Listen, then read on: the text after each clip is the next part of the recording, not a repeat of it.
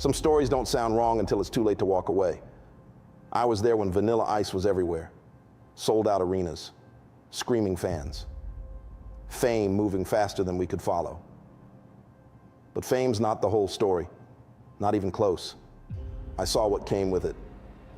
Closed-door meetings, men who never gave their names, offers that didn't feel like choices. He started to ask questions, and that's when everything shifted. Sleep stopped. So did trust. He began keeping his back to the wall. He wasn't scared of the crowds, he was scared of the silence after. Something was circling him, and every time he tried to pull away, it got closer. More patient, more deliberate. This isn't about music. It's about what tried to reach him, and the night something stepped forward to collect. We met at the very start, before the lights, before the madness. I was just a dancer working local clubs in Dallas, same as Rob, before he was Vanilla Ice, before Ice Ice Baby. He used to show up in cut-up jeans and this crooked smile, pulling off moves like gravity never applied to him. When the track blew up, none of us were ready, not even him. One week it was open mics and duct-tape speakers. The next, it was private jets and platinum plaques. I wasn't just a dancer anymore. I became part of the crew, part of the shield, part of the silence. You travel with someone long enough, you stop seeing the celebrity and start seeing the man. And Rob, he wasn't built for this. The first time I noticed something was off, we were in LA, not even 2 months into the rise, and the label had already booked this insane rooftop after party. The guest list wasn't musicians, it was politicians, CEOs, strange types in $3,000 suits who didn't blink enough. Rob leaned over to me and said, "Why do I feel like I'm being watched at my own party?" He didn't drink that night, didn't dance. He just stood there back straight, scanning the crowd like he was looking for an exit. That was his first number. He said it to some guy who approached him near the edge of the rooftop. Smooth voice, sunglasses on at midnight. "You're invited," he said. "Private thing, real ones only."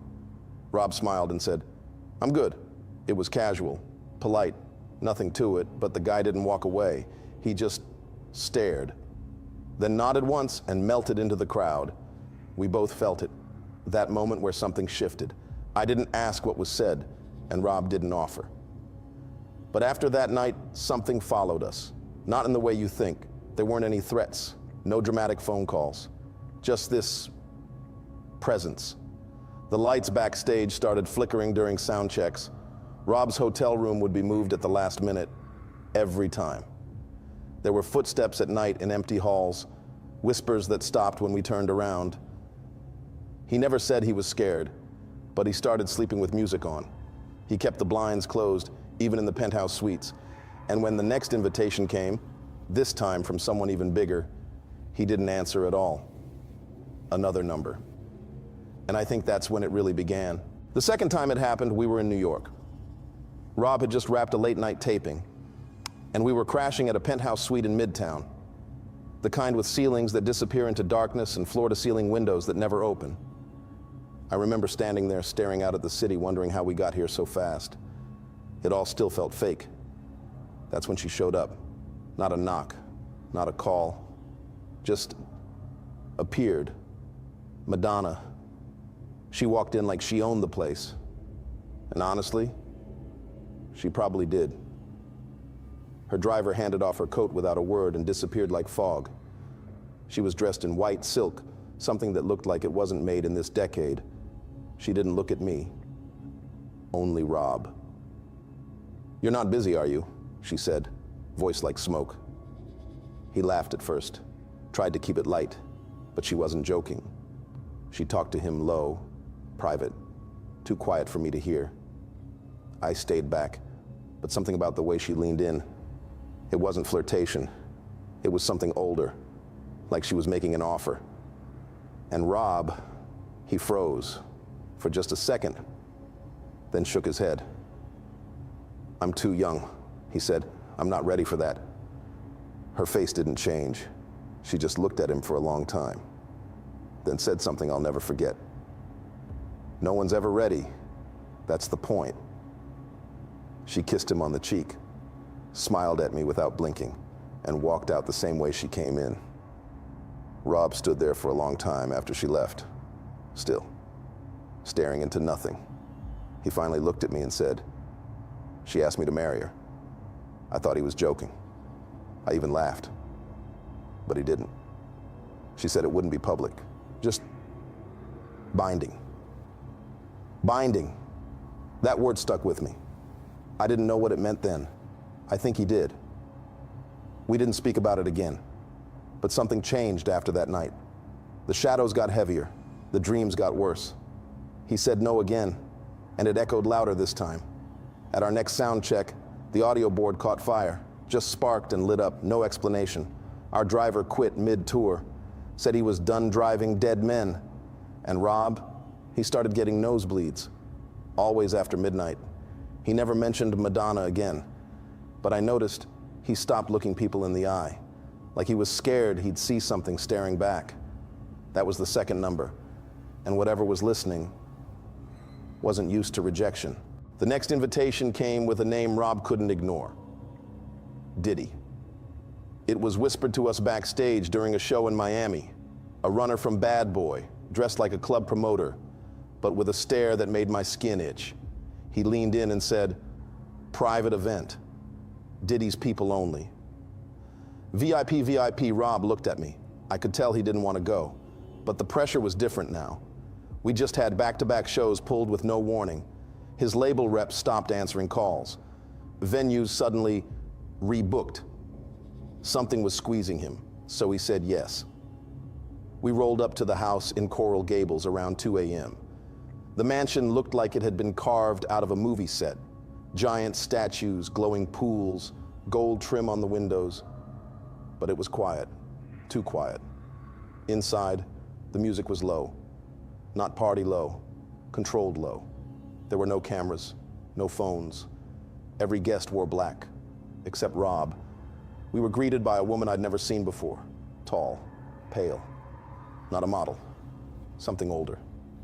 She didn't smile, just touched Rob's hand and said, "Welcome to the fold." He pulled away. I stayed close to him the entire night. The energy was wrong. People didn't dance. They circled, stared, whispered. There was a room in the back, closed off, with guards standing in front like it was a vault. At one point, Diddy himself appeared, all charm, all flash.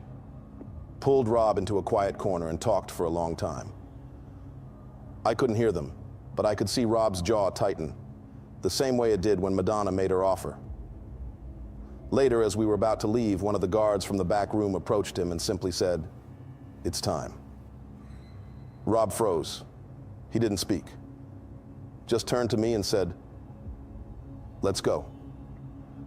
We walked out without saying another word. Once we were back in the car, I asked him what happened. He didn't answer right away. Then he muttered, "It wasn't a party." I looked at him. "What was it?" He shook his head. "A step." That's all he'd say. After that night, things escalated, fast.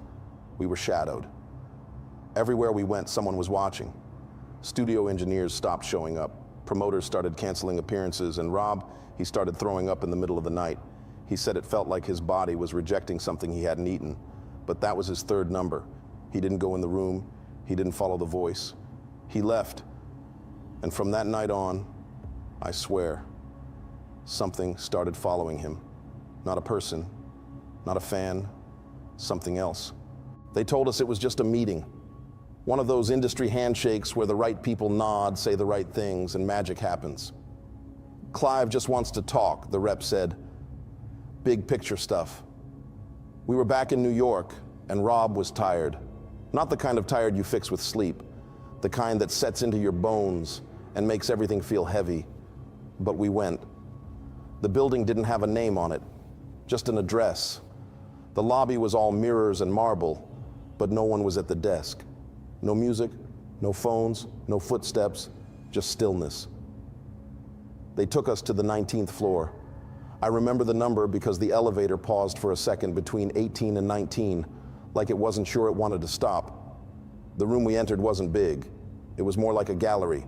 White walls, a single chair in the center, and a long table with one man seated behind it. Clive Davis. He didn't stand. He didn't smile. He just looked at Rob and said, "We have a chance to reintroduce you." He spoke calmly, methodically, like he was explaining a chess move. Kept referencing the new vision, exposure, complete vulnerability. I remember that word most. Vulnerability. He said it 3 times. Rob asked what that meant. Clive just looked at him and said, "We need the people to see you." The silence that followed was suffocating. Rob shifted in his chair. I could see his jaw lock again. He didn't respond right away, just stared at the table like there was something written there that only he could read. Then quietly, he stood up. "No," he said, not angry, not disrespectful, just final. Clive didn't argue, didn't move. He just blinked slowly and said, "Shame. You would have been unforgettable." As we left the room, I looked back, and I swear I saw someone else sitting in the corner, someone I hadn't noticed when we came in. They didn't speak, didn't even breathe, just watched us leave. We didn't talk on the way down, didn't speak again until we were halfway back to the hotel. Then Rob said, "They don't want music. They want ownership." I didn't know what to say, because deep down, I knew he was right. That night, he had a nightmare. I heard him screaming through the wall. I ran to his room, but by the time I got there, he was already awake, drenched in sweat, staring at the mirror. He didn't tell me what he saw, but he packed his things the next morning, said he needed a break. We skipped the next appearance, and the one after that. But the calls kept coming, and so did the knocks. By the time we got to the Arsenio Hall show, Rob was frayed. He hadn't slept more than 2 hours in days. He stopped eating full meals, spent most of his time pacing hotel rooms, staring at curtains like he expected someone to be behind them. But he showed up. He always did, even when it was clear the walls were closing in. Backstage felt off from the start. The green room lights flickered constantly, not enough to draw attention, just enough to make you wonder if your eyes were playing tricks. The producers were polite, too polite. Everyone spoke to Rob like he was already done, like they knew something he didn't. I remember him looking at me before we walked out. "They're gonna try to embarrass me," he said. I told him he was ready, that he could handle anything. I didn't believe it. And when the cameras rolled, I watched it happen in real time. Arsenio didn't ask questions. He launched attacks. "Why'd you lie about being from the streets? Do you even write your own stuff? Are you a real rapper or just a product?" Every time Rob opened his mouth to answer, the crowd groaned or laughed. Arsenio pressed harder, his smile razor sharp. And Rob, he cracked. He started answering questions that weren't asked, eyes darting, voice rising. At one point he said, "They made me say that," but no one knew what he meant. Or maybe they did and just played dumb. When the segment ended, Rob didn't wait for a wrap-up. He stood up, mic still clipped to his collar, and walked off the stage. The hallway outside the studio was freezing. He looked at me, jaw trembling, and whispered, "They set that up." That wasn't an interview. That was a message. I didn't know what to say. We just kept walking. That night, something new started happening. Every time he closed his eyes, he said he heard voices, not in words exactly, more like suggestions, instructions, repeated phrases he couldn't quite make out. He told me one stuck with him. It came in a whisper, just under his breath, when he was too tired to fight it. "Just let go." I asked him what that meant. He didn't answer. He just turned on the TV and raised the volume. When we checked out the next morning, Rob didn't talk to anyone. He wore sunglasses indoors, signed nothing, shook no hands. Later that night, we got the call. It wasn't from a manager or the label. It was just a voice, a location, a time, no explanation. Rob stood in silence, listening. Then he looked at me and said, "It's him." I didn't ask who, because I already knew. We got the call around 1:30 a.m., no names, no reason, just a room number at the Bel Age Hotel in West Hollywood. Rob didn't ask questions. He just said, "It's Suge." That name carried weight, the kind that makes grown men change flights, and something in his voice told me this wasn't just business. We rode the elevator in silence. When we reached the suite, two guys opened the door without a word. Big, heavy set, the kind you don't make eye contact with unless you're ready to lose a tooth. Inside, the lights were dim and the room felt colder than it should have. Not just cool, sterile, like no one had breathed in it for hours. Suge sat near the glass doors that led to the balcony, calm, patient, too patient. He motioned for Rob to sit. Rob didn't. Suge smiled, stood up slowly and said, "Let's talk outside." The wind hit us immediately. High up, open air, city lights glowing below like a fire waiting to swallow you whole. Suge leaned in close, dropped the smile and said, "You know why you're here?" Rob tensed. "I don't know anything." "You do," Suge said. "And if you don't give it, I'll take it." Then Suge grabbed him, fast. 1 second Rob was standing. The next he was halfway over the edge, arms flailing, shoes scraping concrete. Suge had both hands gripping Rob's jacket, holding him over the balcony like trash ready to be dropped. That's when everything shifted. The air thickened, the wind stopped, and over Suge's shoulder something moved. I blinked, and there it was. Not a shadow, not a reflection, a presence. Tall, thin, wrong. Its face wasn't a face, just space where a face should be. A darkness that pulsed. And from that void came a sound, not a growl, not a roar, a whisper. Sign. Rob's eyes widened. He gasped, not from fear of the fall, from that word. He tried to speak. Sign. Louder, closer, curling behind his ears like smoke. Suge didn't hear it, didn't flinch, still holding Rob over the edge, one hand gripping tighter now, the other tightening into a fist. "You're gonna pay what's owed," Suge said, "one way or another." Rob choked out a breath, struggling not to look down, but also not to look behind Suge, where the thing was now pressing in close. I took a step forward, barely breathing, and then the word came again, slower this time, drawn out like the dragging of a blade. Sign. Rob's head jerked. Sweat ran down his face, his body twitching like he was being pulled in two directions. Suge's fists, and something else that was already inside the room. "Say it," Suge demanded. "Make it right." Rob's lips trembled. He almost did, but he didn't.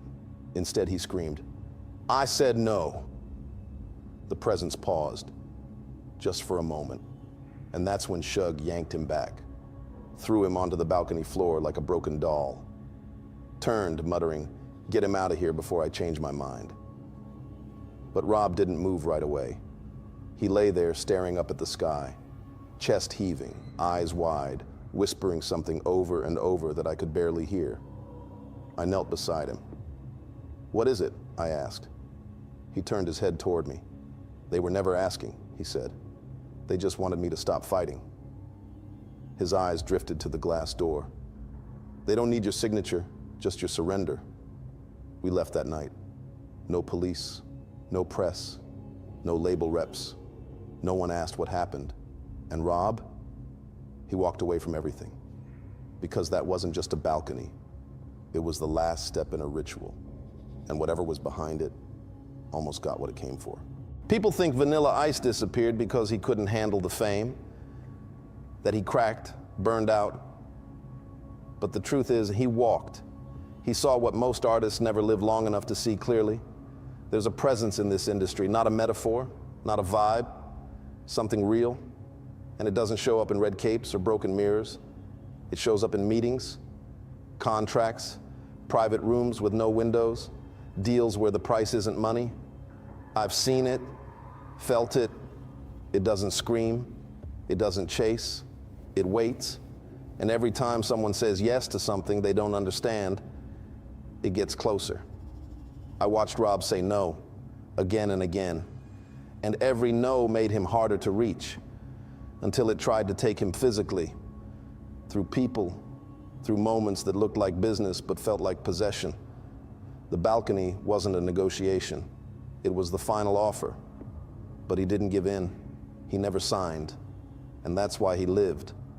Not just survived, lived on his own terms, away from the cameras, far from the rooms where the air turns heavy and the lights flicker for no reason. Me? I stayed in the industry a while longer, not much longer. Eventually, I stopped getting gigs. People stopped answering my calls. One time, a producer told me, "You ask too many questions."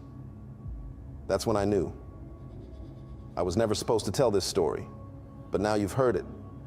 And maybe you'll stop laughing at those crazy celebrity interviews. You'll stop assuming everyone just lost it when they walk off stage and vanish.